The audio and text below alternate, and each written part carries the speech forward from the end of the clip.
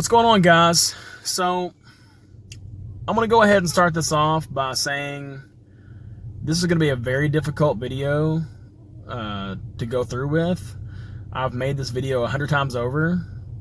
I know it's been a long time since I've made a video, and you guys are probably wondering, like, where the heck have I been and stuff.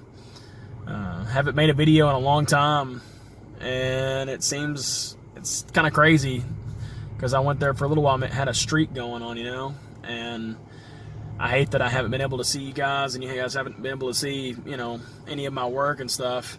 I've been working a lot more on my Instagram and things like that, and then we got the kids, and it's springtime, so we've been having fun, and my daughter's birthday party was here recently, so, we had that going on. But one thing I want to talk about mainly in this video, and do be prepared. This isn't going to be a funny video. This isn't going to be silly. As you can see in the in the title of this video, it's tragic and it's emotional. It's a very emotional video for me to make. It's been emotional for me to make and hard for me to make. I probably made this video 100 times over, and it's definitely hard to tell you all this stuff. It's really part of my personal life. But if you're on if you're on social media and you're on YouTube, you're everybody knows your life pretty much, just about. But anyways, so further on, I lost a dear friend of mine a year ago, and almost a year ago. It was last year. Lost a really close friend of mine, and last year in August, a car wreck took his life, and it's crushed all of us. It's destroyed all of us. I mean, his family and friends and everybody. It's been devastating to deal with, and it seems like we've really been keeping up spirit and hopes, and keeping up faith, and it's been really hard for me, especially because not too long ago, about 3 years ago, I lost my mother and my aunt to cancer, and we had our son Liam, and then my wife lost her grandfather, and it was all the same year, 2016. And I mean, that's, you never get over it. You learn to deal with it, more or less, but you never get over it. You never stop thinking about it. And it all just kind of runs down on top of you. And Mikey had been a friend of mine, a really close friend of mine, since middle school, and we hung out a whole bunch at the end of high school. And I mean, we hung out so much that it was just like his mom and dad were my mom and dad, like we hung out that much. And we lived over there, and I had great parents, but Mikey's one of my best friends, like I could not hang out with him, especially if he wanted me to come over there and hang out. So I would be over there all the time. They'd be having, cookouts and parties, and even if they weren't having cookouts, they were cooking up something so awesome that you just, I was kind of like Pauly Shore on Encino Man, I was always at somebody's house munching on some grindage, So I was over there, and a lot. We're always stirring up, we stayed out of trouble, but we always stirred up a stink. And man, I miss the guy so bad, and that's the hardest part. Whenever I start talking about good times, that's what it always gets at me. And we jammed a lot, and we had a band together. It wasn't a full-blown, name and everything band, but we were jamming and had more music going than anything else. We were more focused on on our music and where that was going. And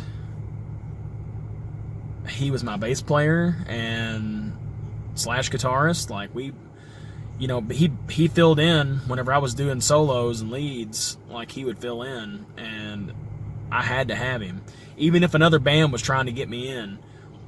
Like, I was like, y'all got a bass position? And they're like, no, we already got a bass player. I'm like, well, deuces, I'll see you later. We got, you know, I got other things to do. You know, if Mikey couldn't be in it, I didn't want it. And that's how tight me and him were. That's how close me and him were. And, you know, it's really taken a toll on me. And we kind of lost touch over the years, and especially after 2014. You know, I met my wife around 2014, the end of 2014, August, September, around about, and my life was changed ever since, in a good way. I'm truly blessed. I've got 2 kids now and a home, and I couldn't be happier. And I'm so lucky. And Mikey, I'm lucky that Mikey got to know her and the kids too. He loved my kids a whole bunch. And man, it's so crazy just thinking about it. But 2014, you know, we really lost touch because me and my wife, we moved into a different house, and I flipped back on phones, back and forth, and we, you know, me and Mikey was struggling to stay in touch. And around December of 2014, I had to sell a bunch of my gear, and I had to get rid of quite a few things.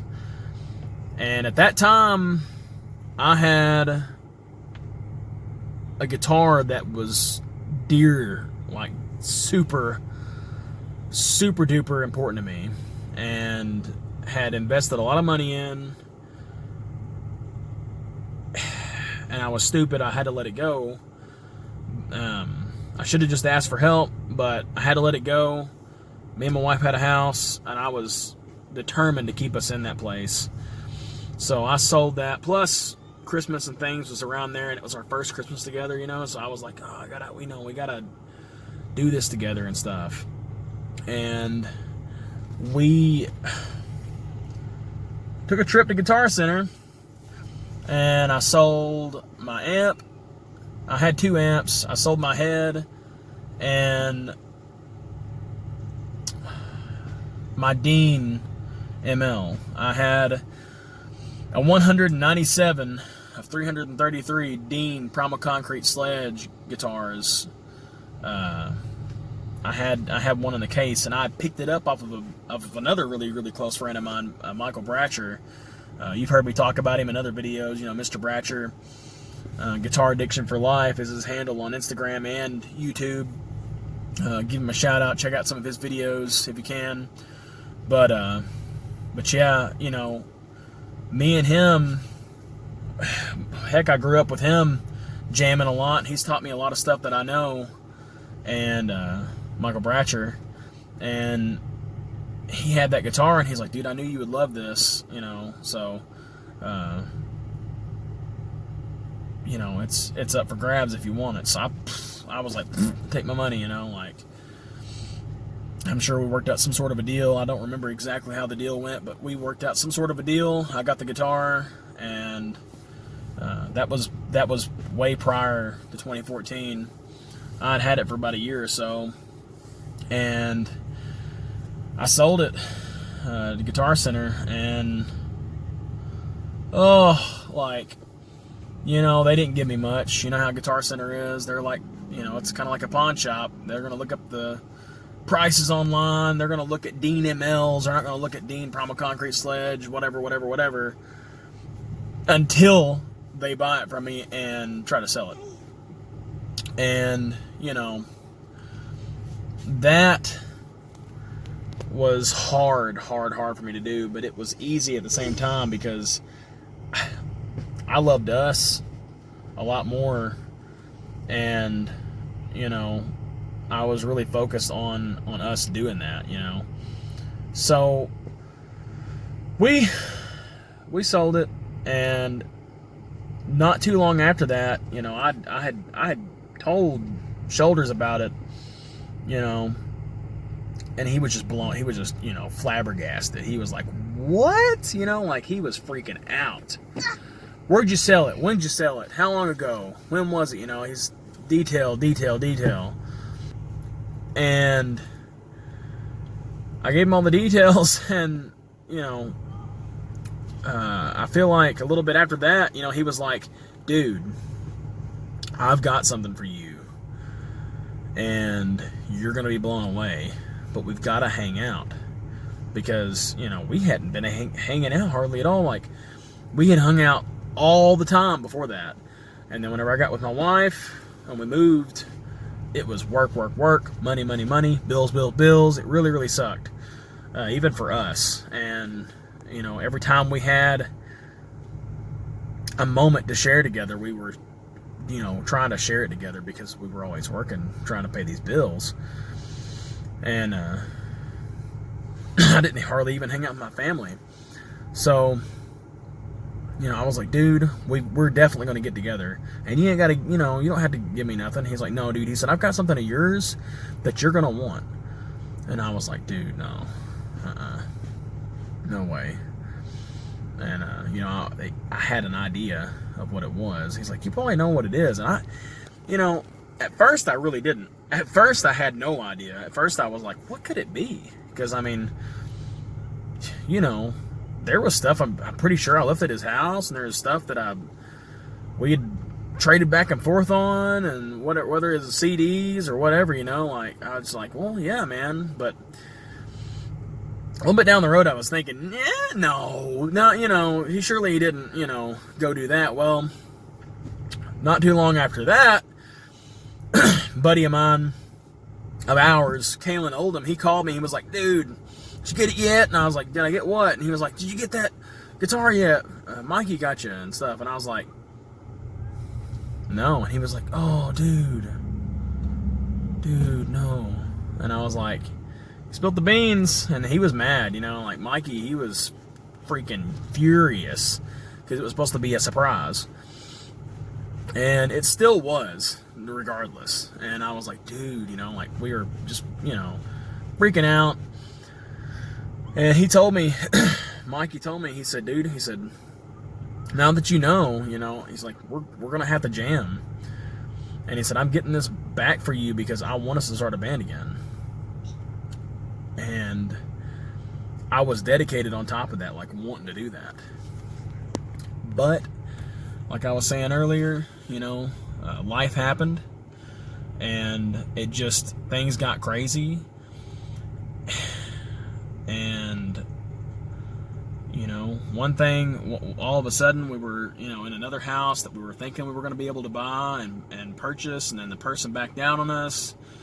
So then not only did they back out on us, they just flipped the hatch and told us that we had to leave right after my mom's death, after we worked on the house and everything. And then my Aunt Gaylyn passed away, and we had our son before she passed away. Actually, before Aunt Gaylyn passed away, we had our son Liam, 2016. I know y'all, I told you all that stuff earlier, but just kind of going along with the story timeline here, and a lot happened, and Mikey was at Mom's funeral, and Mikey's always been there. And I feel like he's here right now. And it just it's awesome, that feeling, and knowing that I had a friend that was that close, and I've still got friends like that, but he was one of the most special. And we spent a lot of time together. Like me and Bratcher, me and a lot of people. We, all of y'all know who you are, and all of you are very special to me and dear to me. And Shoulders was, and he was always there, no matter what. And he was there, especially like he was there for this guitar.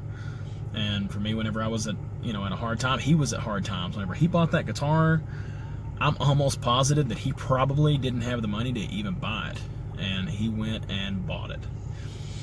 And he was that dedicated to us, And man, I can't express, how important and how big of an impact that made on me.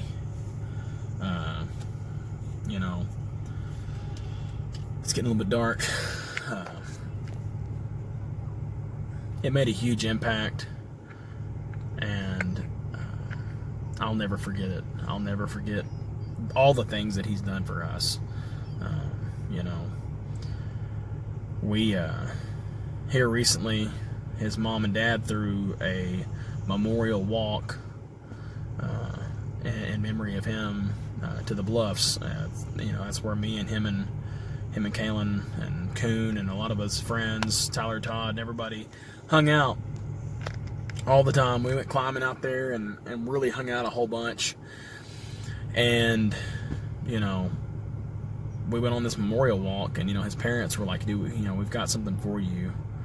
And, oh my gosh.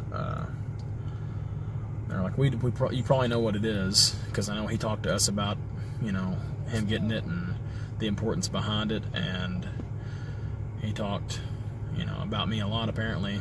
And after the walk, they sent it over to me and said, there it is. And I told him, I made a promise to him, and I know you're probably watching right now. If you are, I made a promise to you that I would make a video of me opening this guitar, because now it's been, since we've lost all this touch and stuff, and didn't get to talk much over the years. It's been about 5 years. Luckily, before he passed, we had talked about it, and actually we were going to get a band together, which is a whole nother story. But we were going to get this band together. I'm going to go ahead and tell you all the story. We got nothing but time here, And we were going to get this band together, and we were planning. This is here recently, in recent years. Last year, even. Like last year, we were planning on getting this band together. And dude that we were going to have sing for us, he got us together, and he was a buddy of mine. And we sat and, talked and come up, me and him and Mikey sat and talked and come up with like a set list. And before the end of the set list was over with, me and Mikey's kind of looking at each other like, like, what's the point of making a set list if we're not going to jam yet? We got to make sure everybody's kind of together on this, And we weren't really all in the same ideology as each other. Me and Mikey were, of course, as always. And it wasn't a good idea, it just wasn't a good idea. And he ended up, apparently he didn't like it so much that he decided to go his own way and get his own people together. And he kicked us out, basically. Like, he kicked us out of the group. And Mikey was pissed, and I was pissed, and it was kind of like, whatever, anyways, we'll do something else. And how I wish so bad me and him could still do something, because we were awesome together. Me, him, and Coon were awesome together. And all we needed was a singer, and Mikey thought about singing. I would have sang, I would have backed up, whatever. We would have figured it out. But, that was a rough chapter, especially just starting out, like hanging out again, and Mikey's, Mikey's like, we're gonna jam. It doesn't matter. Like, screw him, like we're still gonna get this together. And it's just it's insane to think that it's I don't know. I can't talk about it. I can't talk about a whole lot. But anyways, this video is for him. It's for his friends. It's for his family. It's for my viewers.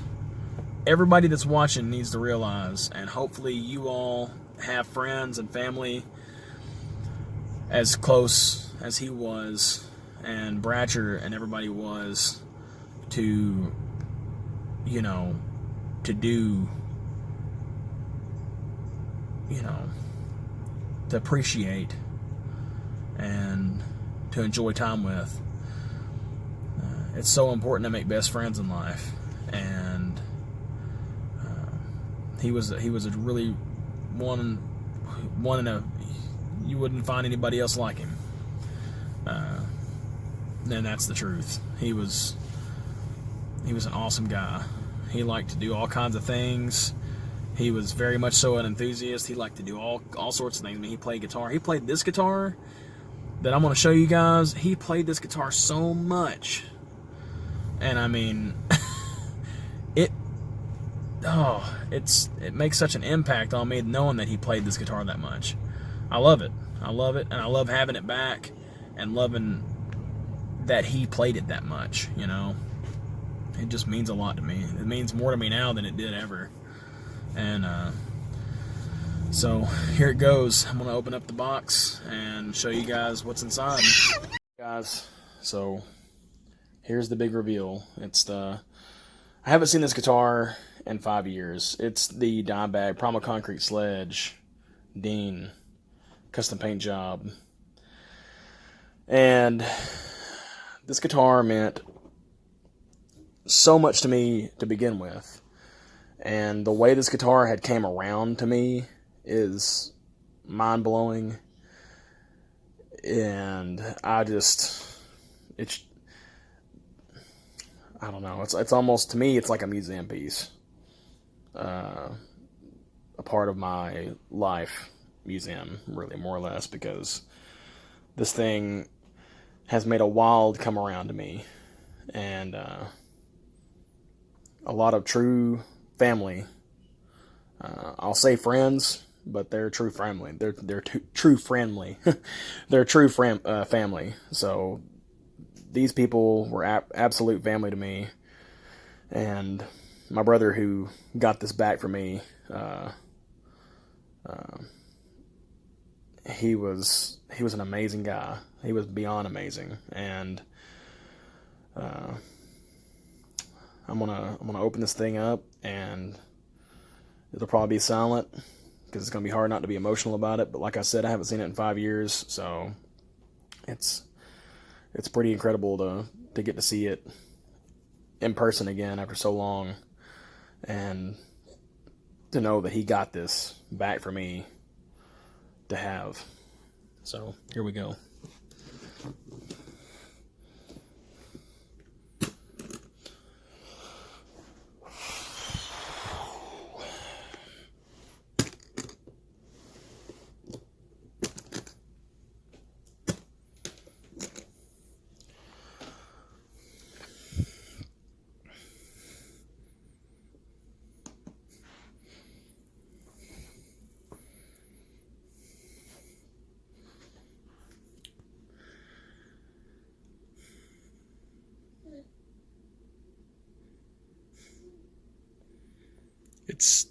He even told me that the night that he was telling me about it and telling me that he got it, that he had left the strings on it. So it doesn't even have new strings. It's got the same strings it had on it whenever I had it.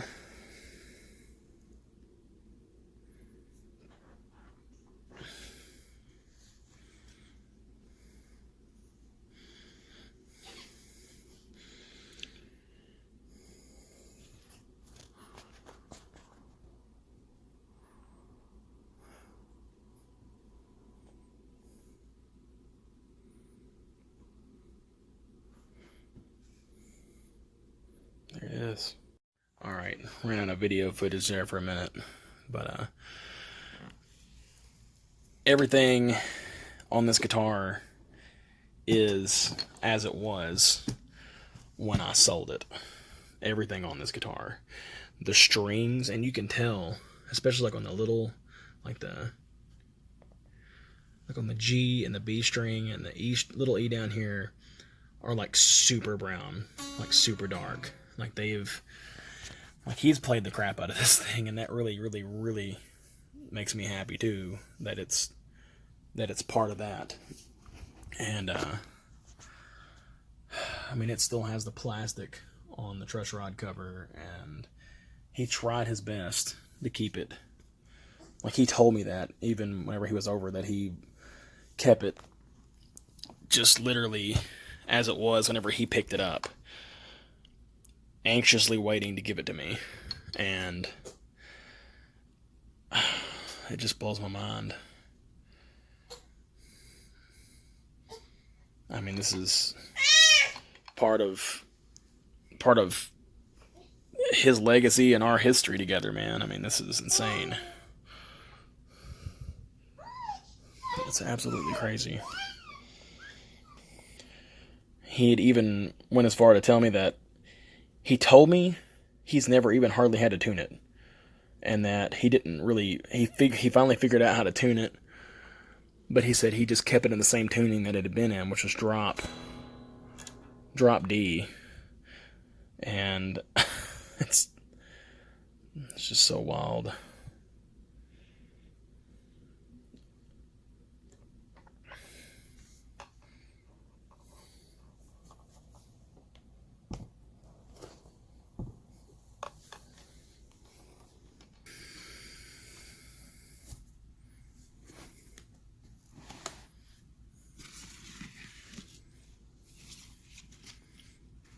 He left the price tag in here where I sold it, and Guitar Center was selling it.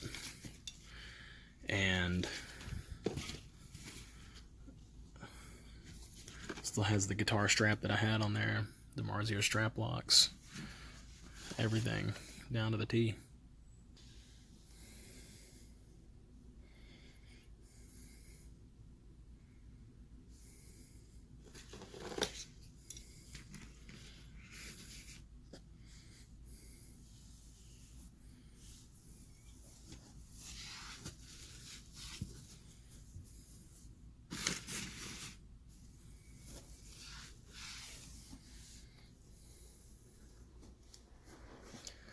You guys are going to be seeing me play this one a lot. Probably one of the only ones I'll be playing. This thing came around to me in a very, very beyond your imagination special way. This thing came around to me very wildly.